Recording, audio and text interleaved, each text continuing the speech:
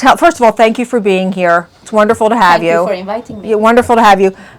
What the heck is a family office? So there's single family offices and multi-family offices. Single family offices work with one family. Multi-family offices are with many families. And by the way, when she means families, she means families. Explain. So these families that we're inviting, and like our business strategy is to let all the families come for free, whereas to the conferences I'm talking about, we organize different things. So we also have a club that we started 1.5 years ago that is only for the families. And these are like the ultra high net worth families. That's what I wanted her to get for. So you have to understand, like you go to these things, and there's literally every legacy brand that you know, they're in the room. It was absolutely incredible. I'm sitting there breaking bread with, I talking beauty. Tell me about what's new in the beauty market with the guy, his family created Noxzema and 1,000 other brands. Anyway, I could go on and on. Like, these are people who really built sensational things, and they're still on a mission. It's incredible. Mm-hmm. Yeah, they're working very hard. Most of them are working very hard. Well, talk about, so you have these high net individuals in an office. So what do you do with these high net individuals? So first of all, what I'd like to know is, how do you attract these high net individuals to come to our events? To come to you, and then what is your purpose with these people?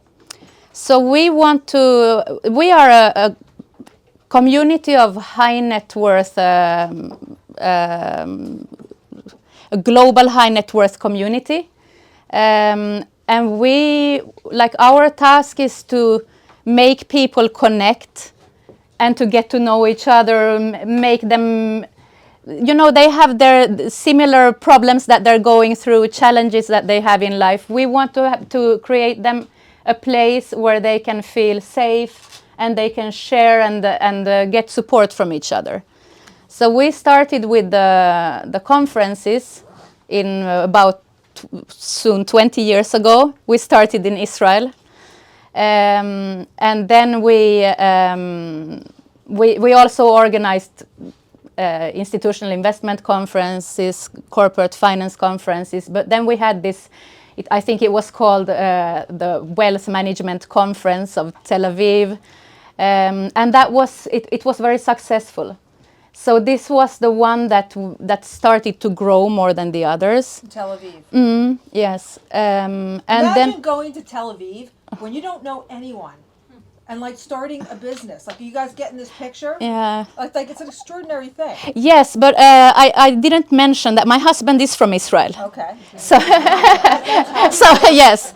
So we started. I lived there for 15 years, okay. And my background is I'm a civil engineer, and I also have a master in economics. And I'm from Finland. So I was working in engineering companies while I still lived in Finland. When I moved to Israel, I worked in high tech. And then my husband was raising sponsorships and money for a conference organizer. And then at some point, we had when we had children, he started to say, okay, we can do this much better than this company. So let's build the whole thing. And that's what we started to do. So I don't know, quit the high-tech business that I was working in, and it was very convenient also because we had small kids, that it's more flexible to work for yourself. So that's how we started.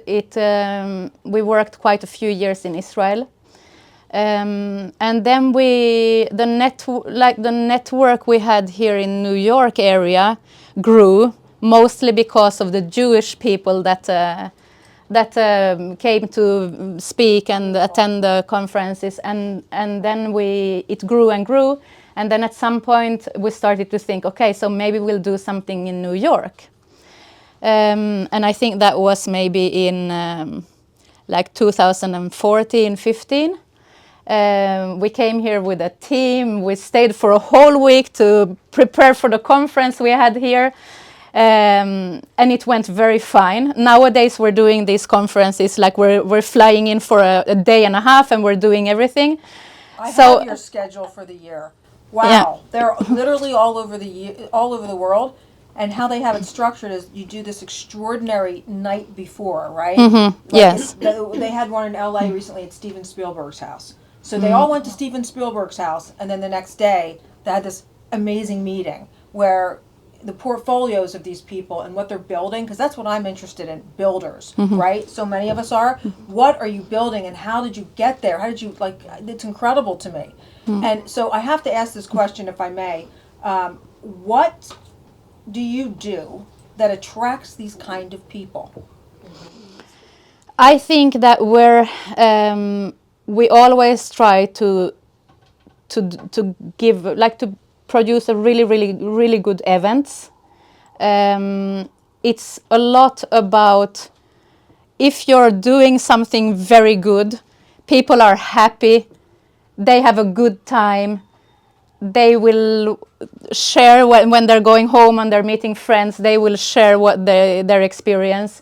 So next time you have a lot more people coming because of the good product that you're offering. It's word of mouth. So yes, yeah, I don't feel like we're not comparing to ourselves with the competitors, but we're always trying to really give the best that we can in every conference and in every the events that you're talking about, the nights before. That's I think the club dinners.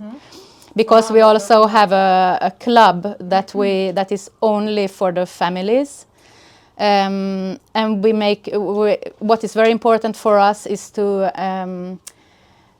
give let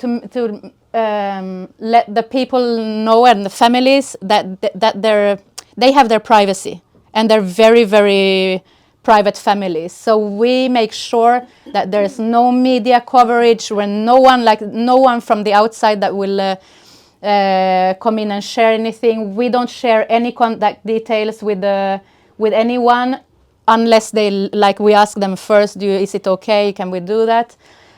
So I think that they feel very safe in our events, and I think in the end of the day, these are people that they're a special segment of people, but in the end of the day, they're like you and me. They go through the same problems like everyone else. It's shocking. So that's so interesting to me.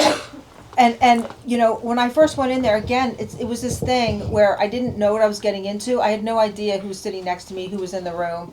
Honestly, I literally had no clue until they started getting up and started talking. One person that was really interesting to me, he was a guy who created that dating website that he sold it to Match.com. In Canada. He's from Germany. Wow! Yeah. I had a 10-minute conversation with this guy, and I was talking to Elon Musk. It was incredible. So,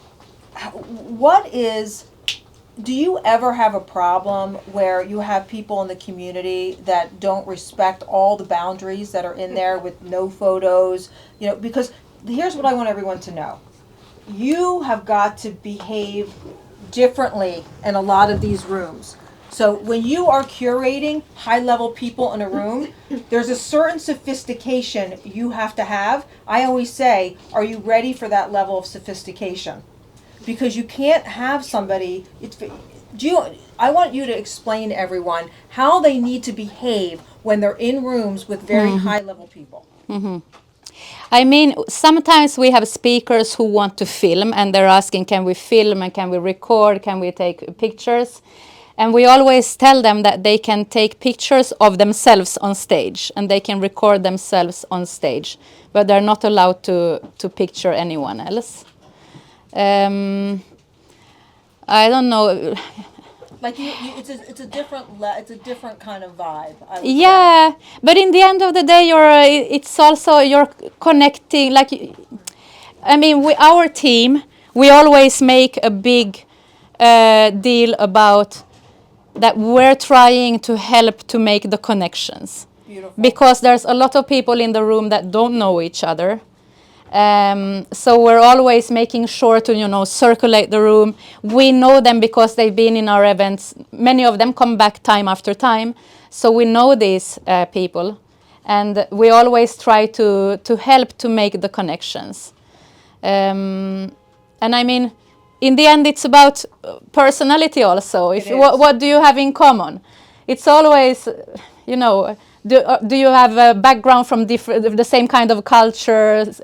Do you have do your kids go to the same university? It's all about finding that common and the same starting point.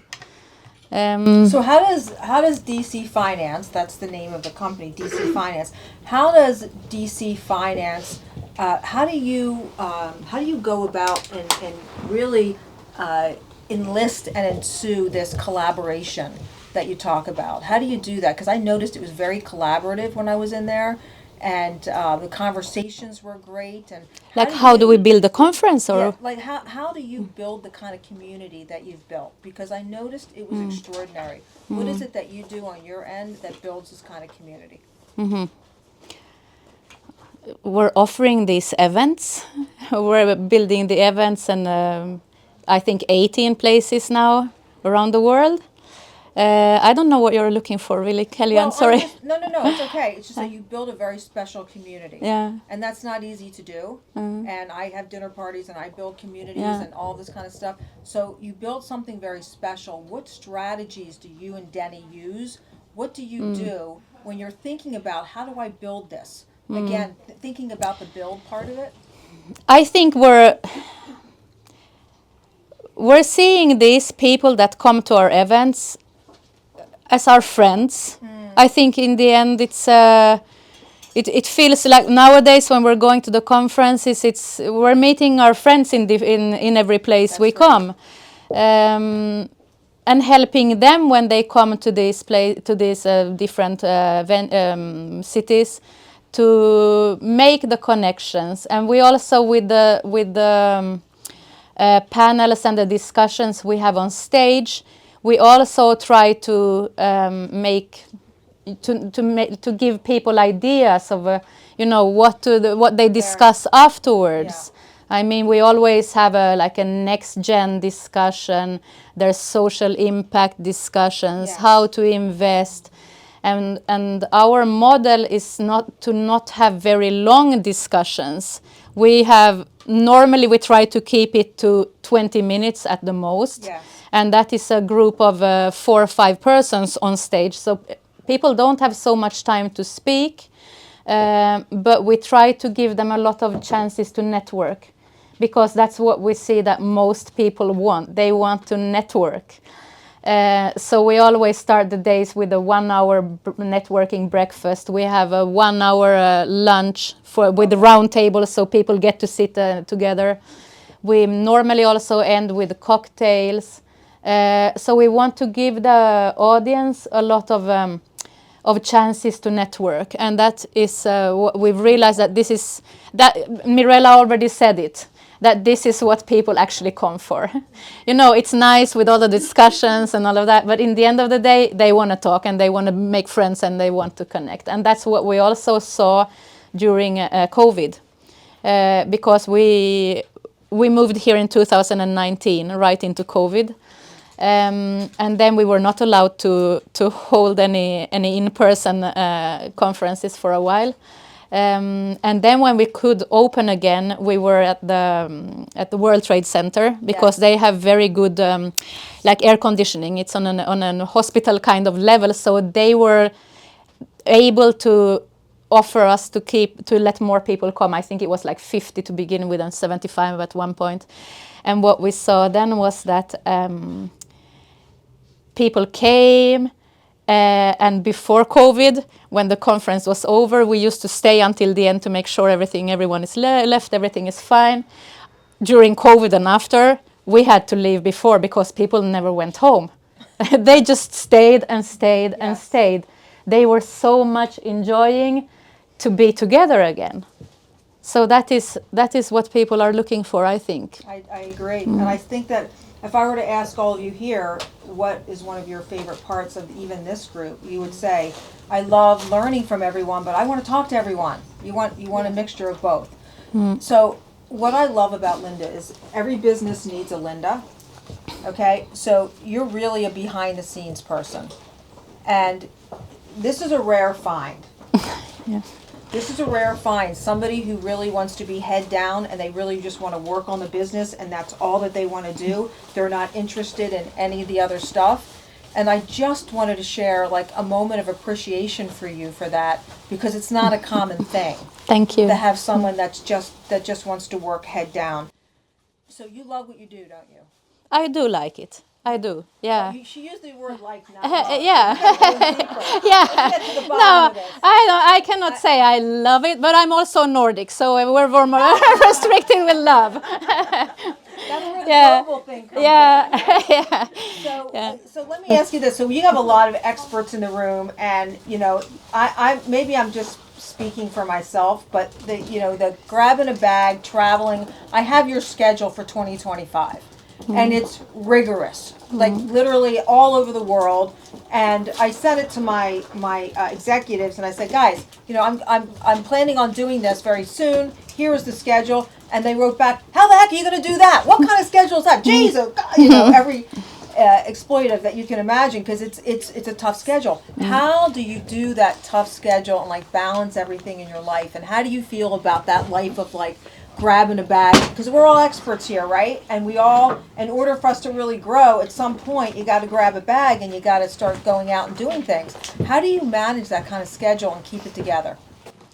First of all, I really enjoy that part of my job. That is Right. my favorite part of the job, when I get to travel. And I always used to work a lot with, I always worked in sales before we started our own company. So I really enjoy that part. But it is hard. We're working very hard. I know. We're working a lot. And it's really it's not easy. We have 5 children. So it's very, We have 5 children. yeah, it's very, yeah, no, it's hard to find the balance. But we have good help, like whenever we need to travel.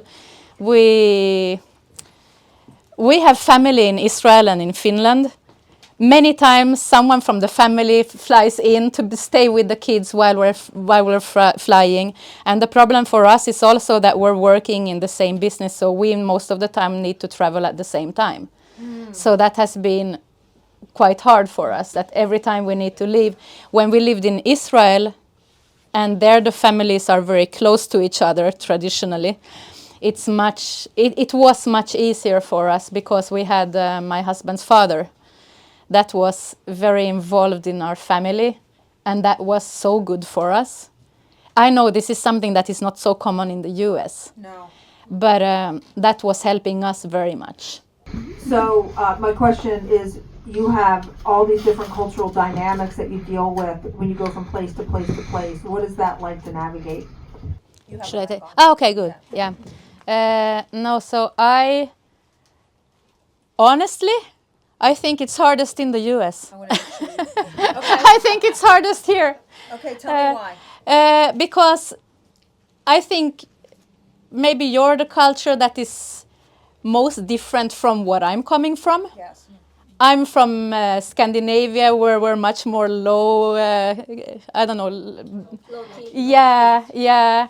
And not, everyone here is really good at speaking, and I think you're very good at networking. I think you're good at everything with the people. I think I feel most at home in Canada.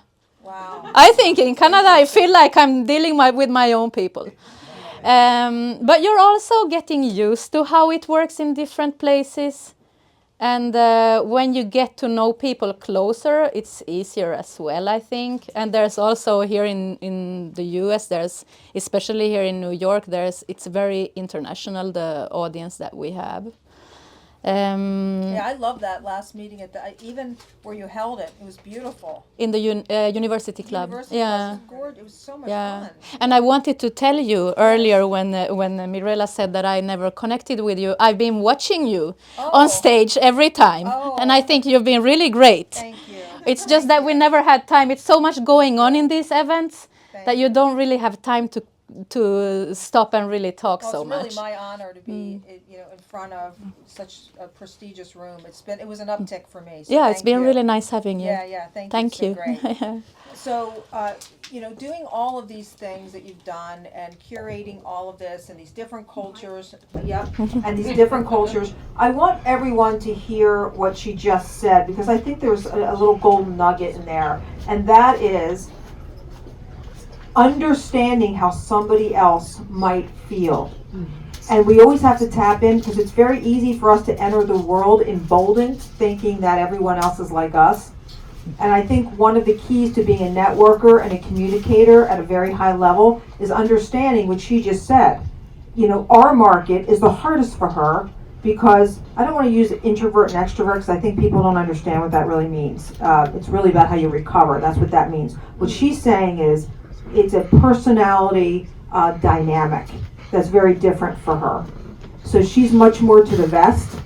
So that forcefulness, that's why you have to understand, you have to do a really quick, if I may say, you have to do a really quick energy read. So when you walk into a room, one of the first things, this is how you become a genius networker, you got to do a quick energy read. Okay, I do that every single time. Every single time. I never not do that. I did an energy read very quickly. I don't have any special skill set. That's just me very quickly assessing who is she so I can best fit her needs. Who is she? Like, make it a point to understand who's in front of you. And because what happens is, and I'm telling you this because it's very human nature to say, to think about how this is affecting you. Or why isn't she talking as much? Why? Give you who is she? And so that's an important networking little gold nugget. Yep. And I wanted to say that I've also realized that it's also good to be a good listener. Beautiful. You don't need to be the one that wants to talk all the time because a lot of people are also very happy to have someone listening. And I think that is also something that is important to remember. And I think what we're trying to do is also to really pay attention to the people that we have, and to remember who are you, what do you do, what is important to you, because in that way they feel, you appreciate them, and that's important. I just read something. I forget what journal it was in, but it talked about what is the power move? Like, how do you walk into a room and exude power without saying anything? And it was interesting what they said. You know how, I'm certainly one that does this. You walk in the room and you seem a little disheveled, you're in a hurry, and you have to be very calm. So that's a power move. Don't overtalk, okay? Which definitely is an affliction that I read that right away and said, learn, Kellyanne, learn. So you don't know, it's how you're perceived as having power. And you can look at that negatively all you want, but the world is built on who encases power. You can attach any negative symbolism to that as you want. I'm going to just may I call you out for a minute? Alexa she works for me. She's a very young woman. You would never know. She's aesthetically beautiful and seems young, but she is like an old soul in the sense that she holds herself with such power. She doesn't, did you notice her? Okay. She's like this all the time. First of all, can I just say, she dresses like this all the time. Like, she dresses for success all the time, okay? And she has a quietness about her, but she's very intelligent, okay? But she just holds herself in a very calm manner. We had a little bit, what was it the other day where it was a freak out? I forget, we had some kind of thing going. She maintained her calm the entire time. Do you see Linda like that? Because you have a lot of power, okay? Because you have that calmness about you. And then whenever you have that, when you talk, the words that you say have more meaning. So when you're calm and you've got that, that way about you, when you talk, people lean forward. So I just wanted to bring that up because I see that in you. So, closing up, what is it in all your experience and everything you've done, and I hope I've shed the proper light that DC Finance deserves, because it's been an extraordinary experience for me. Yeah, I said I love your husband, Denny, and he's just been such a joy to talk to, and he's always said his kids, he's never said 5 kids. What? So, is there anything with all your experience and really rubbing elbows with extraordinary legacy brand builders, is there anything that you want us to know in closing from all your experience? About how to Anything. Speak from your heart. Like, what do you want? So I always want people to say, like, you have lived a life. I always say, you have lived a life. You have lived your life, and you have, as I said, you can be nervous as much as you want in front, but you have power. And you cultivate that power by doing. There's no other way you get power. You have to do. So out of all that you've done in your doing, what is it that you want everyone to know? Because we're all learning here. Okay? I fall on my face 20 times a year. So what is it that you can tell everyone that might help them to lessen one of their falls? lesson one what? That makes their life a little easier. Something that as they go through life, is there anything, I don't care if it's with your kids, anything. Yeah. No, I think for me it's to prioritize. Okay. I don't have time for everything, and I need to choose what is most important all the time. And I also need to accept that everything is not perfect. I need to get it 80% is also good, because I cannot get to everything. So I think that's what is in my personal life. I feel like if I don't get exercise and I don't get enough hours of sleep, then the rest is going to suffer. So you need to prioritize. So Let me ask you a question to that. That is my biggest struggle, and it's like it's the consistency is the only thing that matters in health. Really, it comes down to it.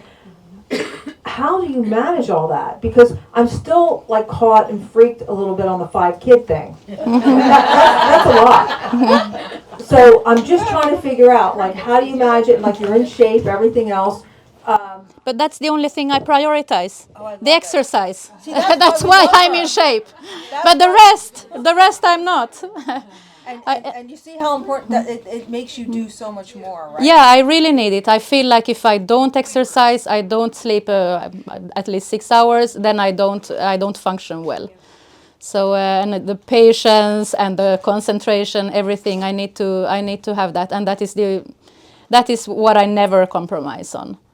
The rest And can I just say, also, I started walking in 2024, March of 2024, and I started really walking. And I live across the street from the park, and all I ever did was work. And I said one day, what am I doing? I live right across the street from Central Park, and I'm never in there. And I started walking. It's amazing. It's really life-changing. And the best thing with that, I'm walking and I'm running. And the best thing is that it's super efficient. You just put your shoes on and you're outside the door and you start. I don't go to gyms or anything, but that's what I have time for. I cannot say, and let me just say, it seems like it's baby play. You think, oh, that's kids play. Walking, my body has completely transformed. And I think, when we're talking about working out, how you work out at 20 and how your body needs to work out at 20, you have to adapt for every decade. Is that fair, Docs? Yep. You have to adapt. And for me, if you're in this room and you're 50 and beyond or 45 and beyond, walking is hugely transformative. You do sprints, you walk. And you can walk everywhere. Yeah. I walked from the train station here because Mirella told me it's a walking distance. And that was perfect. I got 20 minutes walk. It's perfect. But then you told me you love the walking. I love walking. I almost never use my car. Don't listen. Same. Yeah. I never Yeah. All right, so guys, this has been amazing, and I didn't start this by reading her bio, but her creds are just incredible. So thank you so much for Thank sharing you so with much us for today. inviting me.